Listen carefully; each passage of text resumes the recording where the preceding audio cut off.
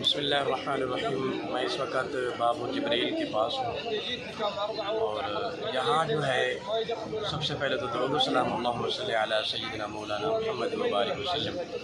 یہاں پہ سب سے پہلے جب بھی آپ کی حاضری ہو تو ادب کو ملحوظ خاطر رکھتے ہوئے اپنے سر کو نیچے رکھتے ہوئے درود و سلام کی کثرت کیا جائے۔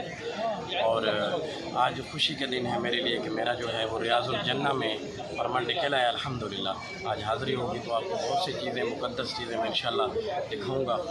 اور ریاض الجنہ کے بارے میں حضور علیہ السلام نے فرمایا ما بین بیتی و ممبری روضۃ من ریاض الجنہ، کہ میرے گھر اور میرے ممبر کے درمیان جتنی بھی جگہ ہے وہ جنت کے باغ میں سے ایک باغ ہے، جنت کے ٹکڑے میں سے ایک ٹکڑا ہے۔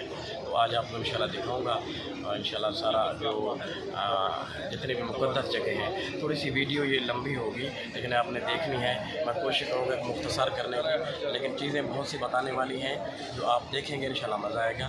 اور یہاں نیٹ کا بھی تھوڑا سا مسئلہ ہے جس کی وجہ سے وہ ویڈیو آپ تک دیر تک پہنچتی ہے۔ بسم اللہ الرحمن الرحیم۔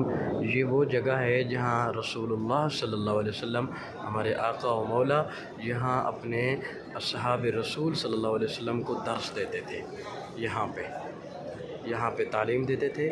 تو یہ ریاض الجنہ ہے جی، وہ سامنے اذان کی جگہ ہے، وہاں پہ حضرت بلال حبشی رضی اللہ تعالیٰ عنہ جب اذان دیتے تو رسول اللہ صلی اللہ علیہ وسلم کی طرف اشارہ کرتے، جب اشہد ان محمد الرسول اللہ پر پہنچتے تو امام الانبیاء کی طرف اشارہ کر کے فرماتے